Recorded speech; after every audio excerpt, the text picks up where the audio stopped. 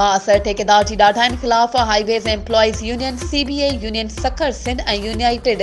Peoples labour alliance works and services Sindh पारां district highways office ॿाहिरां मुलाज़िमनि जे वॾे अंग एहतिजाजी मुज़ाहिरो करे ठेकेदार ख़िलाफ़ नारेबाज़ी कंदे इंजीनियर ऐं मुलाज़िमनि खे तहफ़ुज़ ॾियण जो मुतालबो कयो। इन मौक़े ते highways employees union CBA Sukkur division जे general secretary Sukkur Zahid Hussain Lashari, general secretary Sindh united peoples labour alliance works and services Sindh Niaz Hussain Shaikh, Ghulam Shabbir Bhutto, Ghulam Nabi Lashari, head clerk Abdul Hameed Shaikh, Qurban Ali Bhutto, Mohammad Umar कटपर, हाकिम अली सोलंकी ऐं ॿियनि जो चवणु हो त डिस्ट्रिक्ट हाईवेज़ में मुख़्तलिफ़ कमनि जा टेंडर थियण दौरान ठेकेदार आलमगीर सोलंकी कॉल डिपॉज़िट न हुजण बावजूदि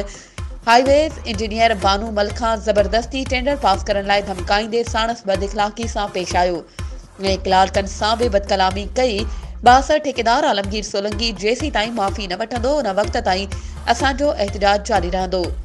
अॻवाननि वफ़ाक़ी वज़ीर सैयद खुर्शीद अहमद शाह, सूबाई वज़ीर वर्क्स एंड सर्विसेज, सूबाई वज़ीर सैयद नासिर हुसैन शाह, सेक्रेटरी